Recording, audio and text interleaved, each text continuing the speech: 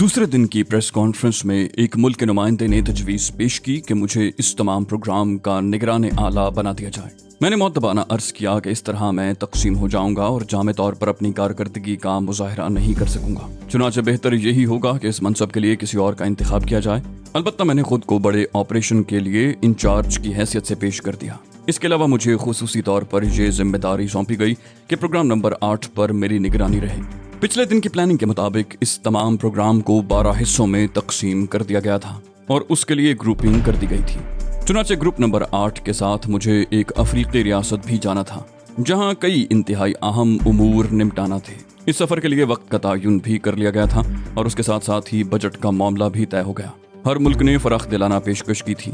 Line of क्रूजल की बका के लिए सभी मुस्तैद थे। मेरे क़याम के लिए फिलहाल मसूद तलहा की ख्वाहिश पर एक्वन ही मखसूस कर दिया गया था क्योंकि इस सिलसिले की इब्तिदाई कार्रवाइयाँ आला सतह पर होना थी।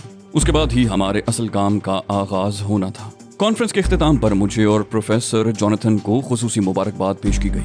उसके बाद निहायत मोहब्बत और अपनायत के साथ तमाम खुसूसी नुमाइंदों ने मुझसे ज़ाती तौर पर मुलाकात की और फिर रुखसत हो गए। मुझे बहुत सी पेशकशें भी कर दी गई थीं। दर हकीकत ये मेरी खिदमात का भरपूर सिला था और मुझे अपने इस कैरियर के दौरान इस वक्त से ज़्यादा खुशी कभी नसीब नहीं हुई थी। तरोडा में बहुत ज़्यादा क़याम नहीं रहा। अलबत्ता प्रोफेसर जोनाथन ने मुझसे कई दिन की रुखसत चाही थी। वो अपने तौर पर तरोडा में रहकर कुछ करना चाहते थे और उन्होंने मुझसे कहा था, अली, मैं वापस आऊँगा तो इस नए प्रोग्राम के हवाले से तुम्हारे लिए दिलचस्प तहाइफ लाऊंगा। मैंने कहा, ठीक है प्रोफेसर, मैं एक्वन में आपका इंतज़ार करूँगा। मसूद तलहा के साथ मैं एक्वन चल पड़ा। यहाँ के मामूलात बदस्तूर थे, कोई तब्दीली रूनुमा नहीं हुई थी। मसूद तलहा भी एक ग्रुप में शामिल हो गया था और उसे अपने काम की तकमील के लिए रवाना होना था। चुनांचे दूसरे दिन वो मुझे आयशा के सुपुर्द करके चला गया। आयशा ने मुझसे इस नए मिशन के बारे में तमाम तफसीलात पूछी और उसके बाद बोली, अली, अगर तहजीब यहाँ होती तो तुम्हारी कामयाबियों को देख कर कितना खुश होती। मान लो मेरी बात, जब तक तुम मसरूफ नहीं होते उस वक्त तक के लिए ही सही तहजीब को यहाँ बुला लो। मैंने कहा, नहीं आयशा, प्लीज इसके लिए जिद न करो, मैं तुम्हें अपने जज्बात से आगाह कर चुका हूँ। वो खामोश हो गई। बट और मैकनो को जब मेरी आमद की इत्तला मिली तो दोनों मेरे पास पहुंच गए। मैंने उनसे उनकी मसरूफियात के बारे में पूछा तो बट ने अपनी आवारगियों की रिपोर्ट देना शुरू कर दी, लेकिन मैंने उसे डांट कर चुप करवा दिया और मैकनो की तरफ देखा। कहा, क्या तुम भी बट के साथ ही आवारागर्दी कर रहे हो मैकनो? बोला, नहीं चीफ, मुझे इस किस्म की फजूलियात से दिलचस्पी नहीं है। यहाँ मेरे बहुत से दोस्त मौजूद हैं और मैं उनके साथ बहुत खुश हूँ। मैंने कहा, एक बात बताओ मैकनो, सानबीन के बारे में क्या जानते हो? वो बोला, मशरिकी इलाके का एक कबीला है और उस इलाके के ताकतवर कबाइल में उसका शुमार होता है। मैंने पूछा, उसकी ज़बान क्या अफ्रीका की तमाम ज़बानों से मुख्तलिफ है? वो बोला, नहीं चीफ, ऐसी कोई बात नहीं। मैंने पूछा, क्या कभी उस तरफ का रुख किया है? वो बोला, नहीं, सिर्फ सुना है उसके बारे में। कोई खास बात? मैंने कहा, हाँ, मुमकिन है तुम्हें मेरे साथ सानबीन जाना पड़े। मैकनो ने कहा, चलूंगा चीफ, मुझे आपके हुक्म का इंतजार रहेगा। उसके बाद मैं उस पुरसुकून इलाके में वक्त गुजारी करने लगा।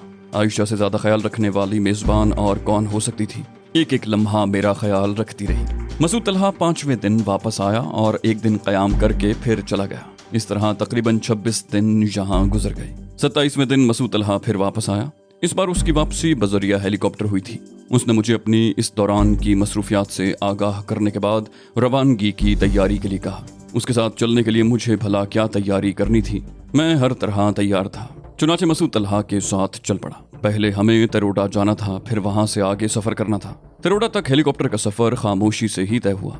मैं और मसूद अपनी अपनी सोचों में गुम रहे और फिर उस वक्त ही चौंके जब हेलीकॉप्टर ने तरोडा के हेलीपैड पर लैंड किया। यहाँ सबसे पहले मेरी मुलाकात प्रोफेसर जोनाथन से हुई। प्रोफेसर ने मुझसे मुसाफा करते हुए कहा, जब मुझे मालूम हुआ कि आप खुद यहाँ आ रहे हैं चीफ, तो मैंने एक्वन आने का इरादा मुलतवी कर दिया। मैंने कहा, आप सुनाएं प्रोफेसर, रोज़ो शब कैसे गुजर रहे हैं? वो बोला, इंतहाई पुरसुकून और इत्मीनान बख्श। मुम्बार्डो गया था, वहाँ से आगे भी गया था और अब मिस्टर शहाब फाइक के साथ यहाँ मौजूद हूँ। शहाब फाइक मुम्बार्डो ही से मेरे साथ आए हैं। मैंने सवालिया निगाहों से मसूद तलहा की तरफ देखा तो वो कहने लगा, ग्रुप नंबर 8 के सरबराह शहाब फाइक ही हैं और अब आपको उनके साथ जाना है। मैंने आहिस्ता से कहा, ठीक है। मसूद तलहा ने मुझे शहाब फाइक से मिलाया। वो एक दराज कामत अरब था, चेहरे से ही जहानत टपकती थी और जिस्म किसी फुर्तीले बरक रफ्तार चीते की मानंद था। प्रोग्राम नंबर 8 का मुकम्मल चार्ट उन्हीं के पास था। मुझसे मुसाफा करते हुए उन्होंने मसरूर लहजे में कहा, आपसे मिलकर दिली मुसर्रत हुई मिस्टर अली, आपके साथ काम करते हुए मैं फ़ख्र महसूस करूंगा। मैंने कहा, शुक्रिया। बेहतर होगा कि हम तकल्लुफात को बालाए ताक रख दें और अपने असल मकसद पर तवज्जो दें। शहाब फाइक ने जल्दी से कहा, यकीनन यकीनन, मैं आपके सामने अपने आइंदा प्रोग्राम की तफसीलात पेश करना चाहता हूँ। मैंने कहा, मैं हमतन गोश हूँ। शहाब फाइक ने मुझे तमाम तफसीलात से आगाह किया और मैं मसरूर अंदाज में गर्दन हिलाने लगा। शहाब ने मुझे कुछ तस्वीर भी दिखाई थीं जो एक जहाज़ की थीं, और यही वो जहाज़ था जो हमारी इस मुहिम में एक अहम किरदार अदा करने वाला था। शहाब, प्रोफेसर जॉनथन, तलहा और मैं एक नए सफ़र पर रवाना हो गए, जिसका इख्तिताम एक ऐसी अफ्रीकी रियासत में हुआ जो तमाम अफ्रीकी रियासतों में एक नुमाया मकाम रखती थी। वहाँ हमारा इस्तकबाल बड़ी सादगी से किया गया। फिर हमें सदारती महल में पहुँचा दिया गया, जहाँ अफ्रीकी रियासत के एक नामवर सदर ने हमारा इस्तकबाल किया। उसकी सहरंगेज शख्सियत फ़ौरन ही दिल पर असरअंदाज हुई। हमें निहायत इज्जत व एहतराम के साथ रात के खाने में शरीक किया गया, और उसके बाद काफ़ी देर तक मैं उस मुअज़्ज़िज़ और मोहतरम शख्सियत से गुफ्तगू करता रहा। दूसरे दिन सदर मुमलिकत हमें बज़ाते खुद उस मंसूबे का मुआयना करवाने ले गए जो इस सिलसिले में सबसे नुमाया हैसियत रखता था। शहाब फाइक ने इस अजीब व गरीब जहाज़ पर पहुँचकर मुझे उसके बारे में तफसीलात बताना शुरू कर दी। ये जहाज़ पुराना था और उसका ऊपरी हिस्सा जो सामने नजर आता था इंतहाई मामूली नौयत का था, लेकिन जब मैं उसके तहखाने में उतरा तो ये देखकर मुझे इत्मीनान हुआ कि पूरा तहखाना जदीद तरीन जंगी आलात से आरास्ता था। मुझे इस तेज तरीन कारकर्दगी पर हैरत भी हुई, क्योंकि जो कुछ भी मेरी नज़रों के सामने था वो कोई आसान काम नहीं था। बहरहाल जिन लोगों को भी ये जिम्मेदारी सौंपी गई थी उन्होंने कमाल महारत और बरकरफ्तारी का सबूत दिया था।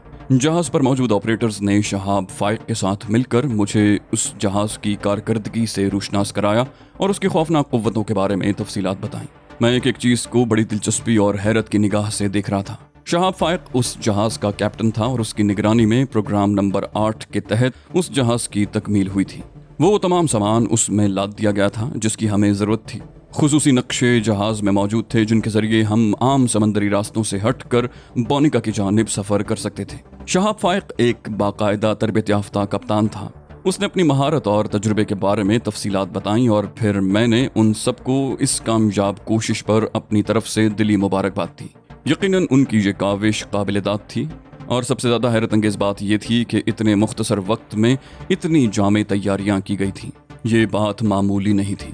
इस सिलसिले में शहाब फाइक ने मुझे बताया कि जनाब सदर की ज़ाती दिलचस्पी और तवज्जो इस बरकरफ्तारी से काम करने का बाइस बनी, वरना बहुत सी मुश्किलात पैदा हो सकती थी। शहाब फाइक ने मुझे बताया, इस सिलसिले में मकामी हुकूमत के सरबराह ने ज़ाती तौर पर काफ़ी सरमाया फराहम किया है और ख़ुद अपने खुसूसी तैयारे में दुनिया के 2 तरक्की याफ्ता ममालिक का सफ़र किया है, जहाँ से उन्होंने अपने ज़ाती असर व रसूख से काम लेकर वो चीज़ें मुहैया की हैं जिनका हुसूल किसी हद तक मुश्किल नज़र आता था। काफ़ी देर तक जहाज़ पर रहने के बाद मैंने पूरा एतमाद अंदाज में गर्दन हिला दी और उसके बाद शहाब फाइक से इस सिलसिले में सवाल किया। पूछा, रवानगी के लिए कितना वक्त दरकार होगा? वो बोला, आज से तीसरे दिन हम लोग यहाँ से रवाना हो जाएंगे और अब आपको अपने डिपार्टमेंट की तरतीब कर लेनी है। उसी दिन मुझे उस खूबसूरत शहर के एक दूर दराज पहाड़ी इलाके में ले जाया गया, जहाँ एक पुराना महल नजर आ रहा था। ये पुराना महल भी सरबराह मुमलिकत का था। यहाँ पहुंचकर मुझे महल के एक अंदरूनी गोशे में ले जाया गया और तकरीबन 80 अफराद को वहाँ मौजूद देखकर मेरी आंखें हैरत से फैल गईं। ये अजीबोगरीब शक्लों के मालिक थे, लेकिन बाद में मुझे अंदाज़ा हुआ कि उन्होंने ये स्वांग भरा था। उनके चेहरे पर कद्दू जैसी किसी तरकारी के खोल चढ़े हुए थे, जिन पर मुख्तलिफ किस्म के नक्शो निगार बनाए गए थे। जिस्म तंदुरुस्त और तवाना थे और उन पर भी अजीबोगरीब नकूश बने हुए थे। कोई ढांचे की शक्ल में रंगा हुआ नजर आ रहा था। किसी ने अपने बदन पर बिल्ली जैसे बाल बनाए थे। हड्डियों और मनकों की मालाएं उनके जिस्मों पर पड़ी हुई थी। ज़ेरी बदन ढके हुए थे। उन सब ने खड़े होकर मेरा इस्तकबाल किया। मैं तो उन्हें देखकर ही मुतहय्यर रह गया था।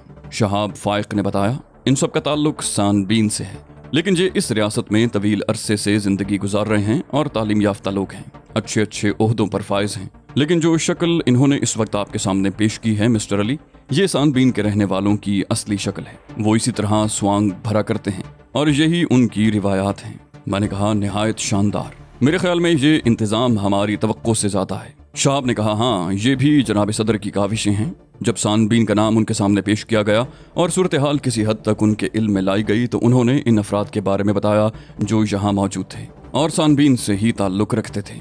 अब आप फरमाएं, आपका क्या ख्याल है? मैंने कहा, मैं इस इंतज़ाम से मुतमईन हूँ। अब हमें ये मालूम करना चाहिए कि सानबीन कबीले के अफराद बोनिका के लिए रवाना हुए हैं या नहीं। शाहाब ने कहा, इस सिलसिले में हमें थोड़ा सा रिस्क लेना पड़ेगा, यानी अगर सानबीन के लोग भी बोनिका के लिए चल पड़े हैं तो हमें भी अपने तौर पर वहां जगह बनाना पड़ेगी। किस तरह, ये आइंदा के हालात पर मुनहसिर है।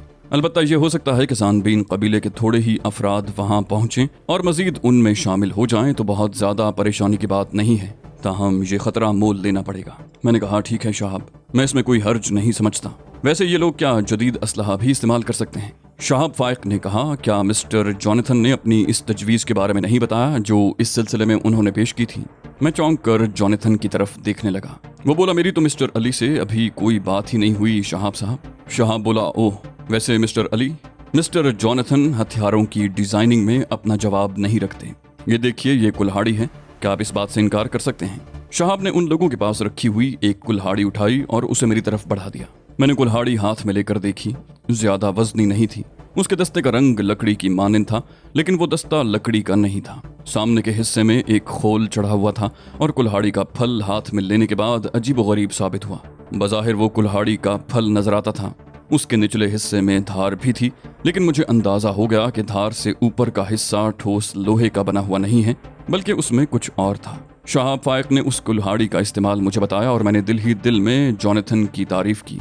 ये कुल्हाड़ी नहीं बल्कि एक तरह की छोटी ब्रेन गन थी, जिसका दस्ता नाल की हैसियत से इस्तेमाल होता था और फल में थोड़ी सी तब्दीली कर लेने से ट्रिगर निकल आता।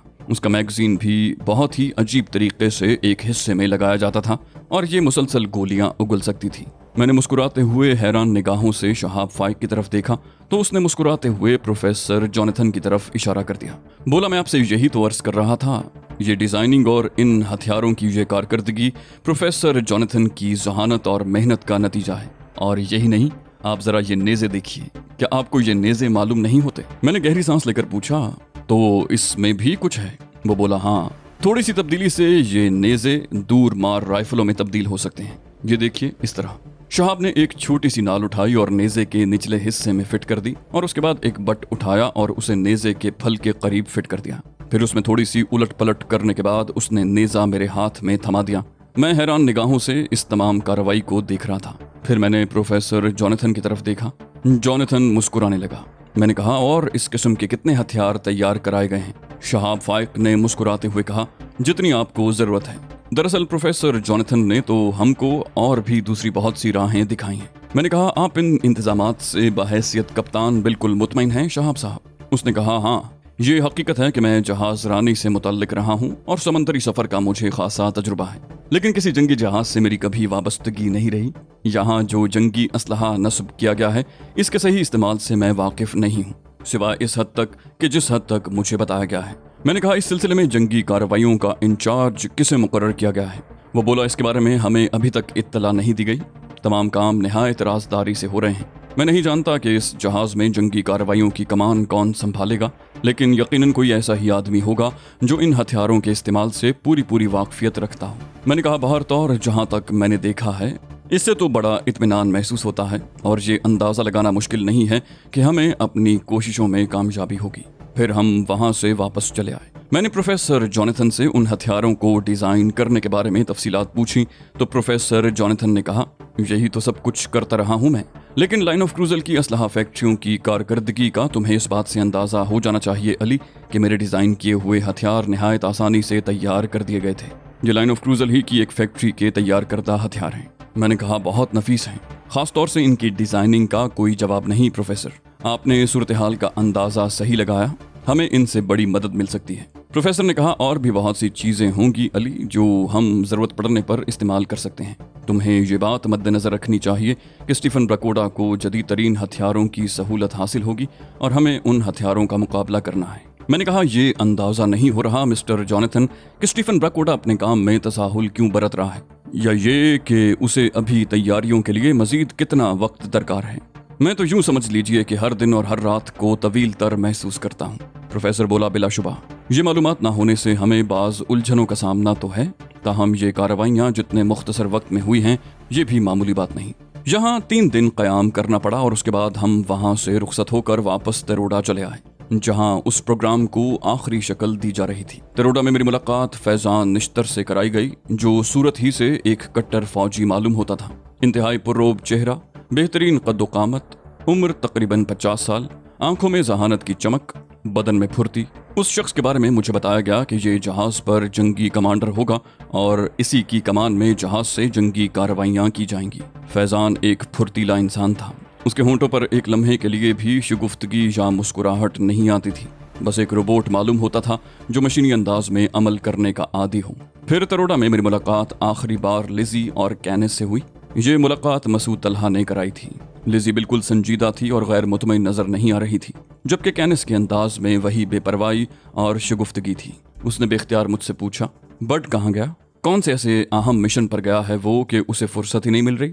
हालांकि उसने मुझसे वादे किए थे, लेकिन सख्त दगाबाज इंसान है। मैंने मुख्तसरन कहा, वो मसरूफ है कैनिस। लिजी ने कैनिस को सरजनिश की, बोली, तुम्हें बड में दिलचस्पी नहीं लेनी चाहिए कैनिस, हमारी और उसकी राहें अलग अलग हैं। कैनिस ने बेपरवाही से कहा, मैं तो ऐसे ही पूछ रही थी, दिलचस्पी लेने का क्या सवाल है? लिजी बोली, हमारे लिए कनाडा जाने का बंदोबस्त कर दिया गया है अली। मैंने खुद ही वहां की फरमाइश की थी। मेरा ख्याल है ये हमारी आखिरी मुलाकात है। मुझसे कहा गया कि मुझे मुंबार्डो पहुंचा दिया जाएगा और वहां से मैं कनाडा के लिए रवाना हो जाऊंगी। बाहर तौर अली, तुम्हारा बहुत शुक्रिया और मैं मुतमईन हूं कि मैंने गलत लोगों से राब्ता नहीं कायम किया। मेरे लिए दुआ करना कि जिंदगी के नए मराहिल में दाखिल होकर कामयाबी से आगे बढ़ सकूं। मैंने कहा, लिजी, तुम्हारे ताउन को हम में से कोई कभी नज़रअंदाज नहीं करेगा और अगर जिंदगी में कभी मौका मिला तो तुमसे मुलाकात ज़रूर होगी। वैसे तुम इत्मीनान रखो, कनाडा जाकर तुम्हें फौरी तौर पर किसी किस्म की मुश्किलात का सामना करना नहीं पड़ेगा। मैं इसके लिए भी उन लोगों से बात कर लूँगा। वो बोली, नहीं अली, अब किसी बात की ज़रूरत नहीं रही। वहाँ मुझे कोई तकलीफ नहीं होगी। ये इंतखाब मैंने खुद किया है, क्योंकि मेरी यादाश्त में कुछ ऐसे लोग महफूज हैं जिनका क़याम कनाडा में है। अगर मैं उनसे मुलाकात करूँ तो वो मेरी मदद कर सकते हैं। फिर मैं लिजी और कैनिस से रुखसत हो गया। मसूद तलहा ने मुझे बताया कि बड और मैकनो को भी तलब कर लिया गया है ताकि वो इस मिशन में तुम्हारे साथ शरीक हो जाएं। बड और मैकनो से मेरी मुलाकात हुई और फिर उसके बाद हम लोग साथ ही मुकीम हो गए। मैं अब बेचैनी से इस ऑपरेशन की इब्तिदा का इंतज़ार कर रहा था। तकरीबन तमाम मराहिल से फरागत हासिल हो गई थी और अब मेरे जहन पर यह मुहिम सवार थी। फिर एक दिन शहाब फाइक ने मुझसे मुलाकात की और बोला, हम आज ही शाम रवाना हो रहे हैं। यूं समझ लीजिए हमारे काम का आगाज आज रात से ही हो जाएगा। मेरा मतलब है आधी रात या उसके बाद का कोई वक्त। मैंने फीकी सी मुस्कुराहट के साथ गर्दन हिला दी। उस अफ्रीकी रियासत रवाना होने के लिए मेरे साथ फैजान निश्तर, प्रोफेसर जॉनथन, शहाब फाइक, बड और मैकनो थे। हम 6 अफराद एक हेलीकॉप्टर के जरिए ही वहां पहुंचे थे और हेलीकॉप्टर सीधा उस पोर्ट पर उतरा था जो आम पोर्ट से जरा हट कर था और यही वो जगह थी जहां हमने वो जंगी जहाज देखा था जिसे रवाना होना था। यहाँ तमाम तैयारियां मुकम्मल कर दी गई थीं।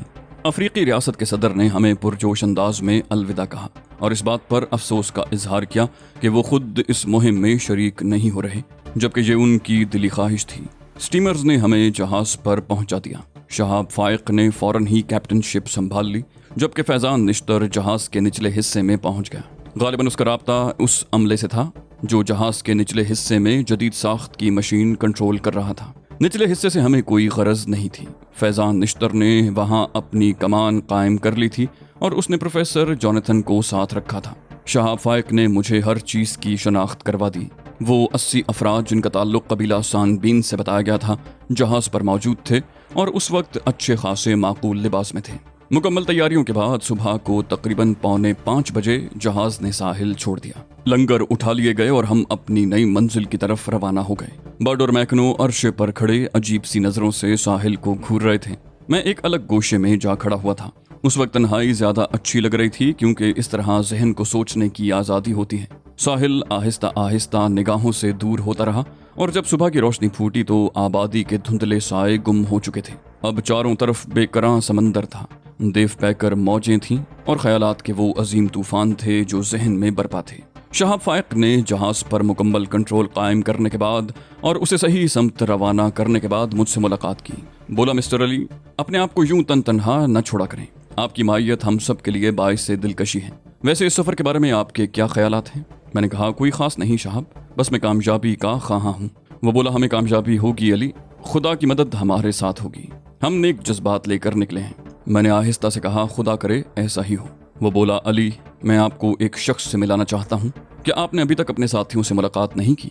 मैंने चौंक कर पूछा, क्या मतलब? बोला, मेरा मतलब ये है कि आपका ग्रुप अभी तक आपसे सही तौर पर मुतारिफ नहीं हो सका। आइए मैं आपको उन लोगों से मिलाऊं जिनका ताल्लुक सानबीन से है और जो मिशन के दूसरे मरहले पर आपके मातहत होंगे। सानबिन कबीले के लोगों में तकरीबन तमाम अफराद पढ़े लिखे और तालीम याफ्ता थे।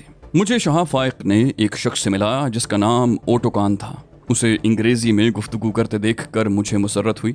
मैंने ओटोकान से हाथ मिलाते हुए उससे उसकी खैरियत पूछी और उसने मुअद्दबाना अंदाज में कहा, गो आपसे हमारी अब तक कोई तफसीली गुफ्तगू नहीं हुई जनाब, लेकिन हम सब जानते हैं कि आप हमारे मिशन के चीफ हैं। हम चाहते हैं कि आप हमें आइंदा के प्रोग्राम के बारे में ब्रीफ करें। मैंने कहा, यकीनन मिस्टर ओटोकान, आपसे मिलकर बहुत खुशी हुई। ओटोकान स्याहरू ज़रूर था, लेकिन उसकी शख्सियत बहुत दिलचस्प साबित हुई। शहाब ने उसे मुलाकात करवा के अपना काम ख़त्म कर दिया था। उसके बाद मैं ओटोकान के साथ उन तमाम बकिया अफराद से मिला जिन्हें आइंदा इस मिशन में मेरे साथ अहम किरदार अंजाम देना था। काफ़ी देर तक हम गुफ्तगू करते रहे। जोनाथन बड और मैकनो भी आकर उस गुफ्तगू में शामिल हो गए और मैंने उन तीनों का तारुफ भी उन लोगों से करवा दिया, क्योंकि मिशन में जोनाथन बड और मैकनो की शमूलियत भी मेरे साथ ही थी। तो दोस्तों, ये थी हमारी आज की एपिसोड। उम्मीद करते हैं आपको हमारी कहानी पसंद आई होगी। जाने से पहले इस वीडियो को लाइक कीजिए और शेयर करना मत भूलिए। कमेंट करके हमें बताइए कि आपको हमारी वीडियो कैसी लगी, और अगर अभी तक आपने इस चैनल को सब्सक्राइब नहीं किया तो इसे सब्सक्राइब कीजिए और बेल आइकन दबाकर ऑल नोटिफिकेशंस ऑन कर लीजिए।